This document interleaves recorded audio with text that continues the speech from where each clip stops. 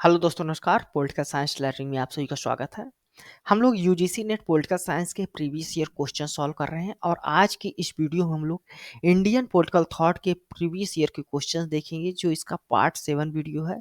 आज के इस वीडियो में हम लोग 15 जून 2023 को शिफ्ट 1 का जो पेपर हुआ था उसके हम लोग इंडियन पॉलिटिकल थॉट के क्वेश्चंस देखेंगे।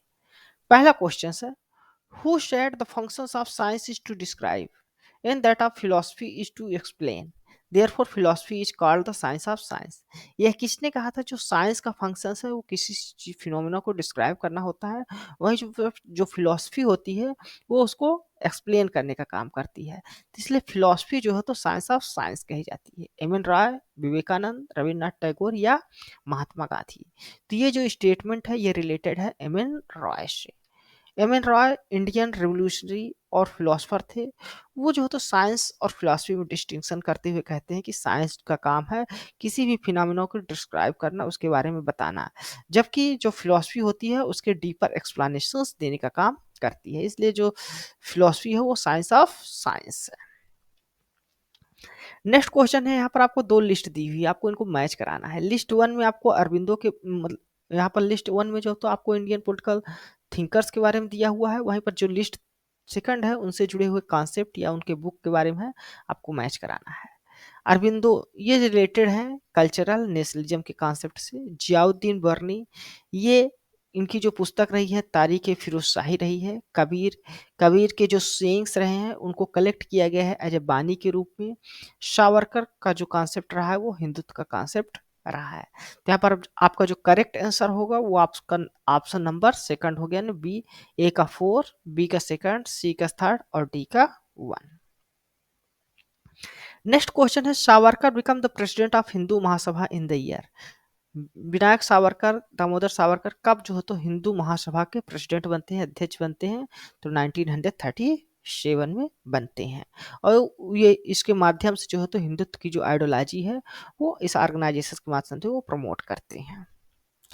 इनसे जुड़े हुए कुछ सोसाइटीज के बारे में जान लेते हैं जो जिनको विनायक सावरकर ने इस्टेब्लिश किया था। ये थी Abhinav Bharat, India House, free India society. इनके द्वारा लिखी जो प्रमुख पुस्तकें हैं उसको देख लेते हैं। इन्होंने the Indian war of independence लिखा 1909 में। हिंदुत्व हु इज हिंदू ये पब्लिश होती है 1923 में। इसके अलावा इनका पुस्तक है मेरा आजीवन कारावास, काला पानी, मुपला। ये जो तो फर्स्ट वार ऑफ इंडिपेंडेंस कहते हैं, 1857 का जो रिवोल्ट होता है, क्रांति होती है उसको। ये कभी भी आरएसएस को ज्वाइन नहीं किए थे। और 1917 में प्राइम मिनिस्टर इंदिरा गांधी ने इनके नाम पे पोस्टल स्टैंप जो है तो रिलीज किया था। नेक्स्ट क्वेश्चन है, which of the following are correct. यहाँ पर आपको कुछ स्टेटमेंट दिए हैं पंडिता रामाबाई के बारे में, आपको बताना है इनमें से कौन करेक्ट है।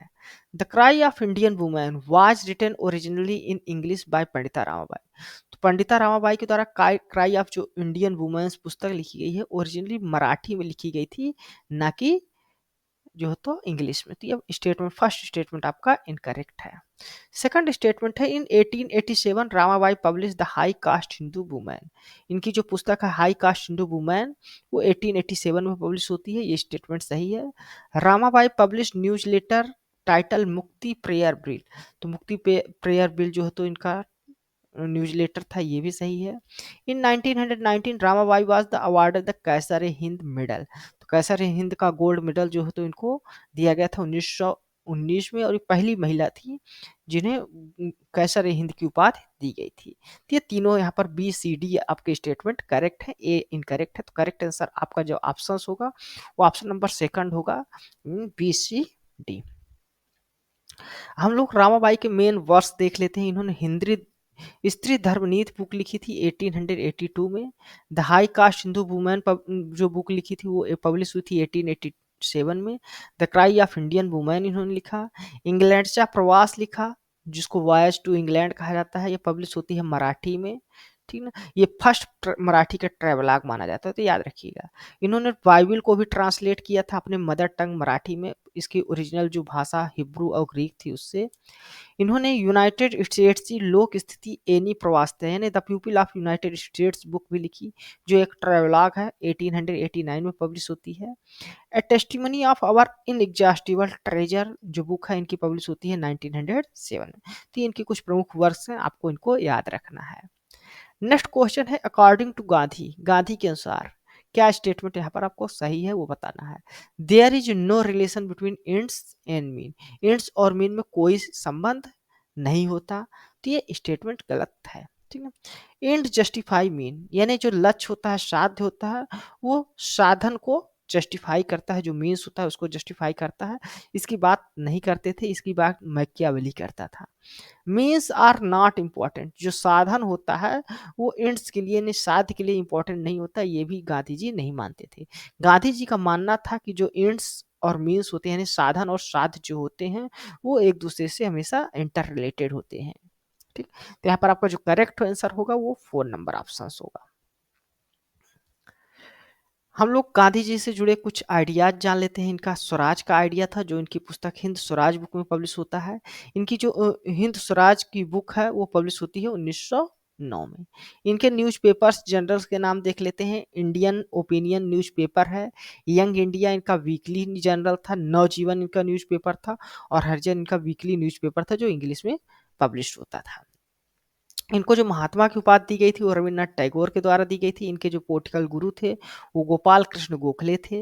इन्होंने जो सत्याग्रह का शब्द लिया है वो इनके भाई मंगल लाल ने इनको सजेस्ट किया था। इनकी जो बायोग्राफी है वो my experiment with the truth है। नेक्स्ट क्वेश्चन है Tilak's understanding of the word Swaraj was, तो तिलक ने स्वराज का जो कॉन्सेप्ट दिया था उस वर्ड्स का क्या मतलब है। अमोरल नेसेसिटी है, ये नैतिक रूप से हमें आवश्यक है, ठीक है, किसी भी व्यक्ति के लिए। It is a Dharma and duty, ये लोगों की धर्म और ड्यूटी है कि वो अपने पर सेल्फ अनुशासन करें, अपने पर राज करें, ठीक है, उनके पर कोई दूसरा राज ना करे। It was the life centre on others and dependent on upon others, Swaraj का मतलब होता है कि जो लाइफ है, जीवन है, वो दूसरों पर आधारित हो, दूसरे पर आश्रित हो, और दूसरे पर आधार होकर उनका जीवन यापन चले। तो ये जो है तो स्वराज का कॉन्सेप्ट नहीं था। बाकी दोनों अर्थ हैं, स्वराज की मीनिंग है, ठीक है। The means self control and inner spiritual freedom, Swaraj का मतलब यह भी होता है कि सेल्फ कंट्रोल रहे, और जो उनके आध्यात्मिक स्वतंत्रता है अंदर की, वो उनको उनके पास रहे। तो यहाँ पर आपका ए बी और डी जो स्टेटमेंट है वो करेक्ट है स्वराज के बारे में, जबकि सी जो है तो यहाँ पर करेक्ट नहीं था। तो यहाँ पर आपका करेक्ट आंसर जो होगा ए बी डी, यानी थर्ड नंबर जो आपका ऑप्शन है वो यहाँ पर करेक्ट होना चाहिए। ठीक है। तो स्वराज को एज ए मोरल नेसेसिटी बताते हैं, इसेंशियल बताते हैं, सोशल प्रोग्रेस के लिए, मोरल और सोशल प्रोग्रेस के लिए जो इंडिविजुअल है और नेशन दोनों के लिए। धर्म को एज ए ड्यूटी बताते हैं।